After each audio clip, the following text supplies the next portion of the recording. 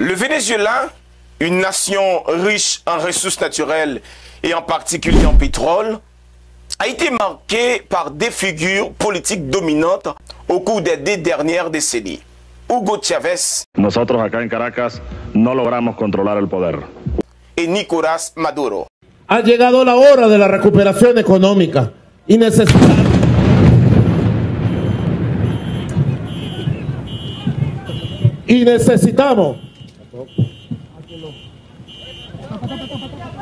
Ces 2 hommes ont dirigé le pays avec des politiques économiques et diplomatiques ambitieuses, mais aussi controversées.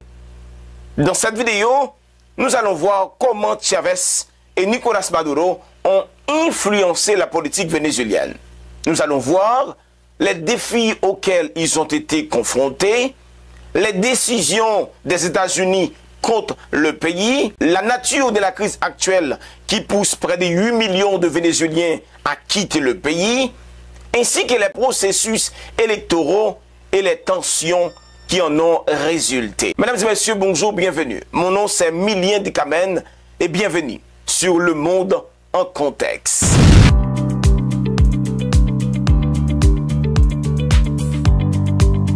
Hugo Chávez, l'ascension d'un leader révolutionnaire. Les débuts de Hugo Chávez. Né le 28 juillet 1954 à Sebanata, Chávez est issu d'une famille modeste. Officier militaire de carrière, il se fait connaître après une tentative de coup d'État en 1992. Unidades militares acantonadas en Caracas y Maracay trataron de derrocar al gobierno constitucional contre le président Carlos Andrés Pérez. Et malgré l'échec de cette tentative, Chávez a gagné une popularité considérable en raison de ses critiques contre la corruption et l'inégalité au sein du gouvernement vénézuélien. No logramos controlar el poder. Ustedes lo hicieron muy bien por allá, pero ya es tiempo de evitar más derramamiento de sangre, ya es tiempo de reflexionar y vendrán nuevas situaciones y el país tiene que enrumbarse definitivamente hacia un destino mejor. Bien. Maintenant, l'élection en 1998. En 1998, Chávez est élu président du Venezuela sur une plateforme promettant des réformes radicales pour lutter contre la pauvreté et la corruption qui rongent le pays. En Venezuela tiene su hora, y es que llegó la hora del pueblo.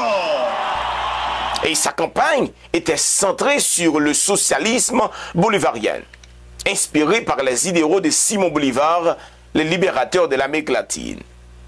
La victoire de Chávez marquait le début d'une nouvelle ère politique au Venezuela, centrée sur la redistribution des richesses et le contrôle des ressources naturelles. Maintenant, les politiques économiques de Chávez. La révolution bolivarienne. Chávez a lancé la révolution bolivarienne, une série de réformes économiques et sociales visant à transformer la société vénézuélienne. Son objectif était clair, c'était de créer un modèle socialisme au XXIe siècle en s'appuyant sur la richesse pétrolière du pays pour financer les programmes sociaux. Pour comprendre en détail les réformes entreprises par Hugo Chávez, il est essentiel de regarder de près les nationalisations d'entreprises stratégiques, les programmes sociaux qu'il a mis en place, les réformes effectuées par la compagnie pétrolière PVDSA dans le pays. Et une comparaison sur le plan militaire et éducatif du gouvernement de Chávez avec ses prédécesseurs permet sans équivoque de mesurer l'impact de ces politiques sur le pays. Mais d'abord, nous allons jeter un coup d'œil sur la nationalisation des entreprises stratégiques. Entreprises nationalisées et leur importance.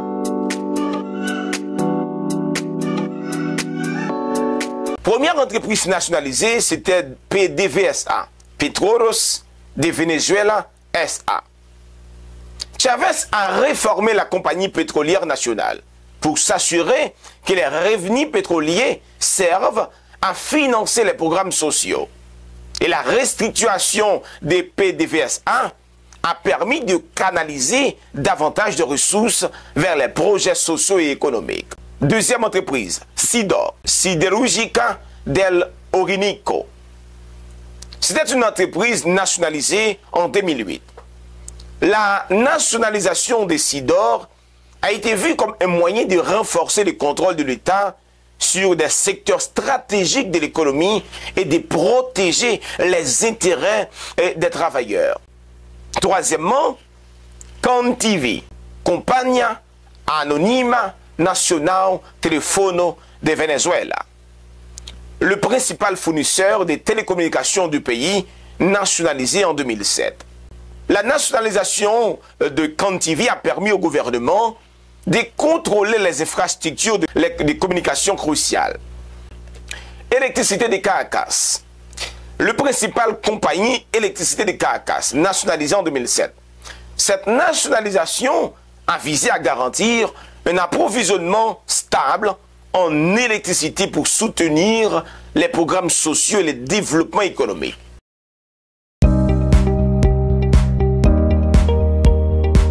Maintenant, les programmes sociaux. D'une manière pour réduire la pauvreté dans le pays, Chavez a mis en place plusieurs programmes sociaux, souvent appelés missions, pour améliorer la qualité de vie des Vénézuéliens. Et voici quelques-uns des plus significatifs. D'abord, Mission Barrio Adentro. Mission Barrio Adentro, c'était un programme de soins de santé primaires visant à fournir un accès gratuit aux services médicaux dans les quartiers les plus défavorisés. Mission Barrio Adentro a établi des cliniques dans les quartiers pauvres et des zones rurales, fournissant des soins médicaux gratuits. Je vous rappelle que ce programme a été soutenu par des médecins cubains grâce à un accord entre le Venezuela et le Cuba.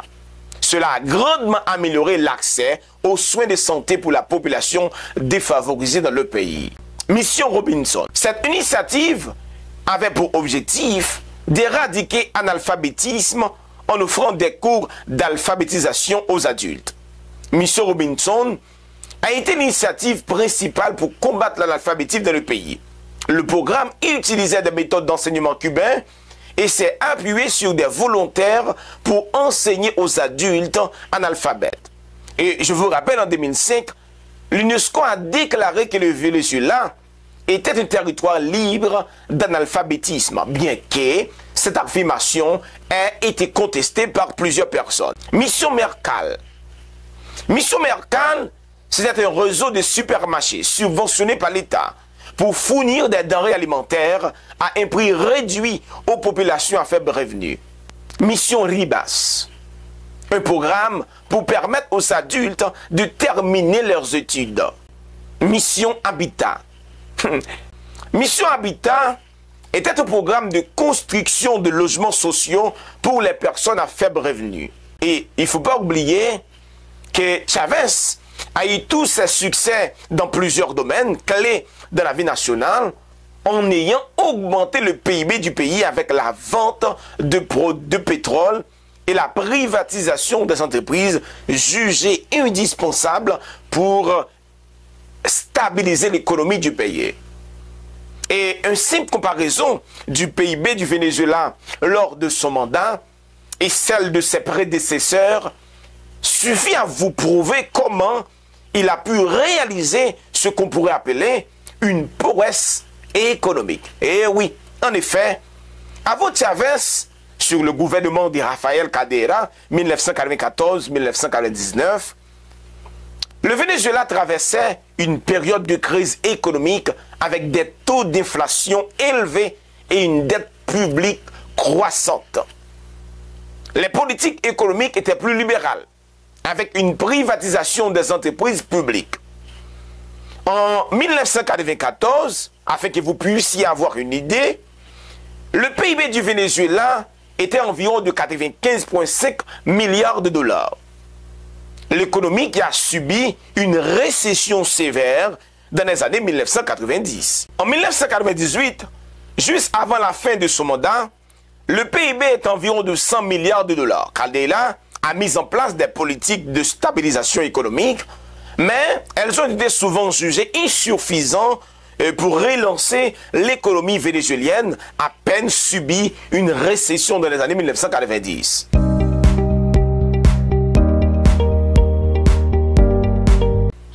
PIB Hugo Chavez 1999-2013. Hugo Chavez a bénéficié d'une période de prix élevé de pétrole, ce qui a eu un impact significatif sur l'économie vénézuélienne. Par exemple, en 1999, au début de son mandat, le PIB du Venezuela était environ de 98,8 milliards de dollars. Au milieu des années 2000, soit 2 ans plus tard, le PIB a connu une forte croissance en raison de l'augmentation du prix du pétrole. Le PIB avait atteint son paroxysme environ 334,5 milliards de dollars. Cependant, à partir de 2009, l'économie a commencé à montrer des signes de stress en raison de baisse du prix du pétrole et des politiques économiques controversées de Hugo Chavez. En 2013, à la fin de son mandat, le PIB du Venezuela était d'environ 373,98 milliards de dollars américains.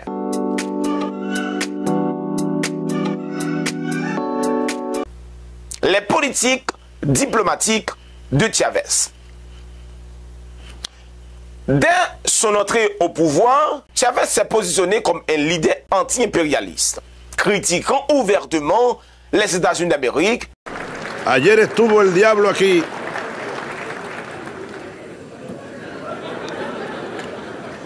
En este mismo lugar huele a azufre todavía.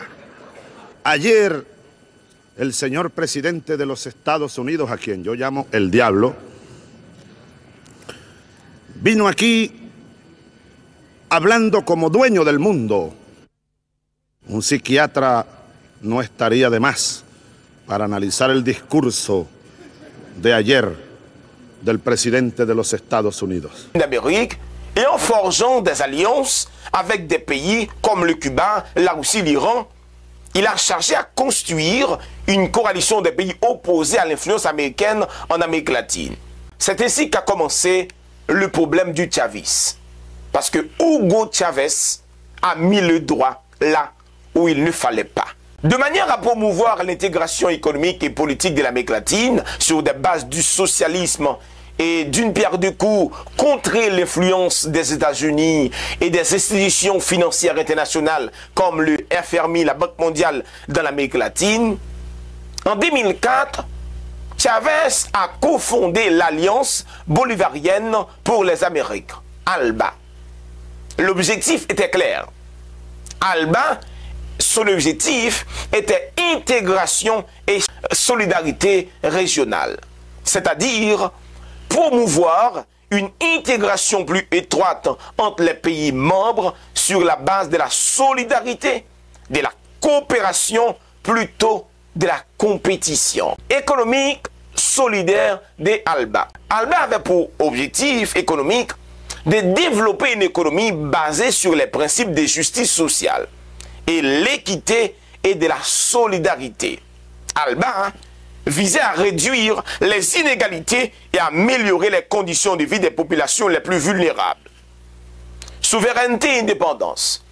ALBA avait pour mission de renforcer la souveraineté nationale et régionale et réduire la dépendance vis-à-vis des institutions financières internationales et des puissances extérieures.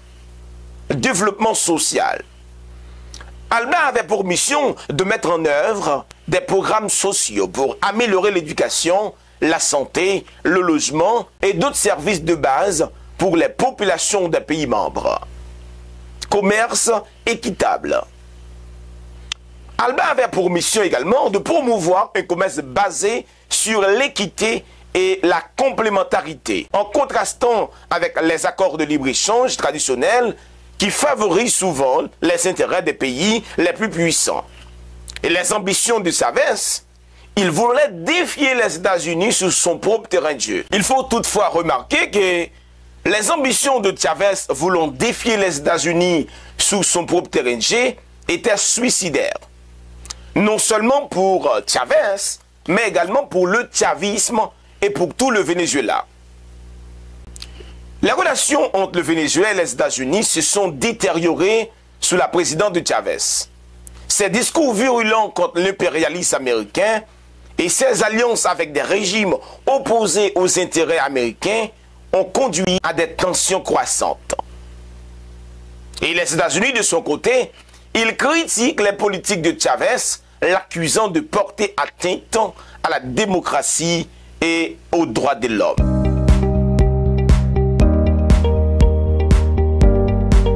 Les défis et les crises sous le gouvernement de Chavez.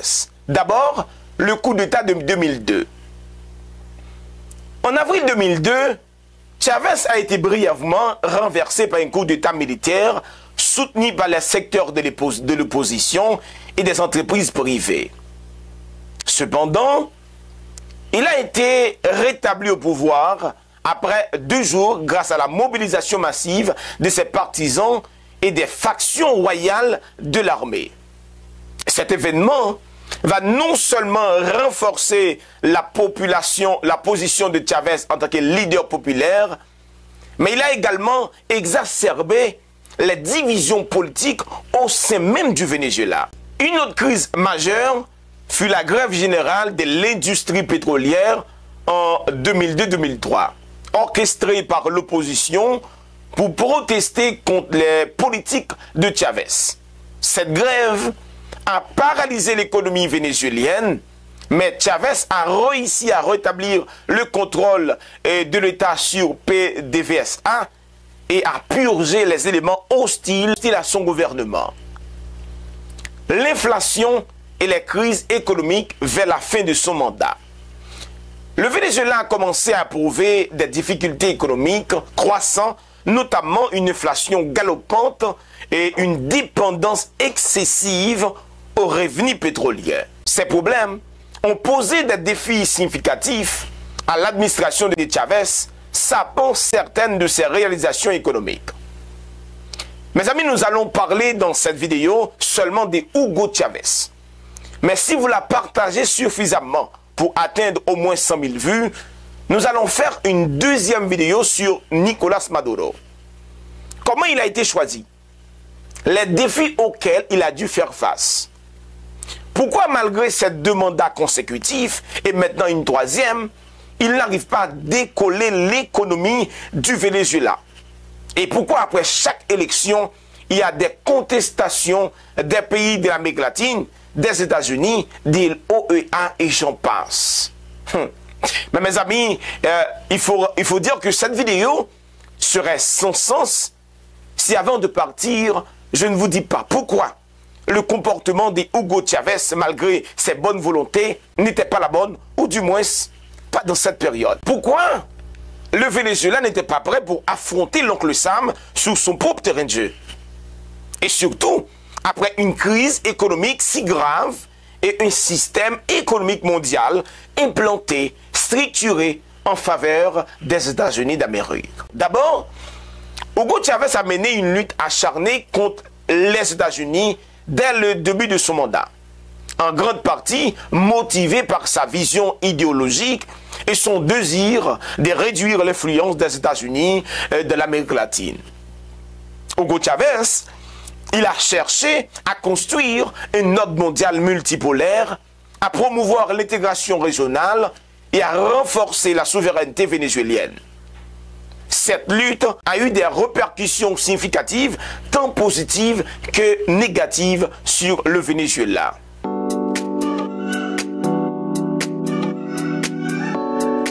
Contexte et motivation de la lutte contre les États-Unis.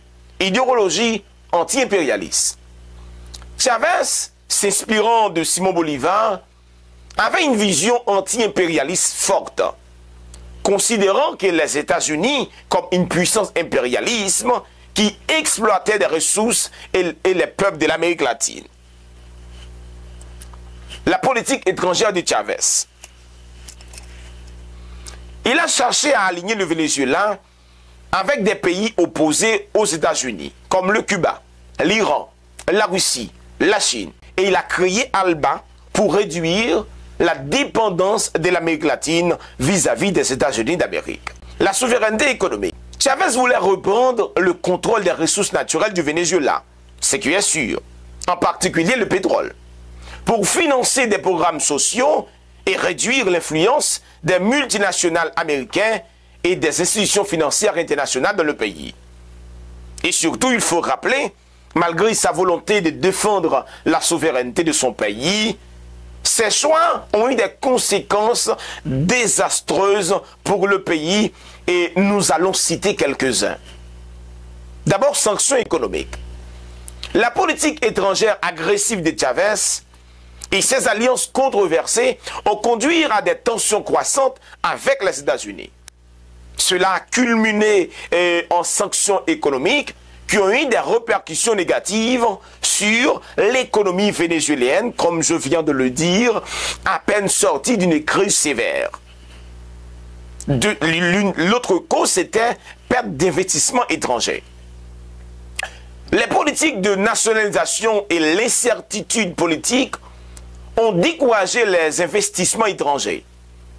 Les entreprises américaines et d'autres multinationales européennes ont réduit leur activité ou ont quitté le pays tout bonnement, entraînant une baisse des investissements et de la technologie étrangère, combien important pour le Venezuela.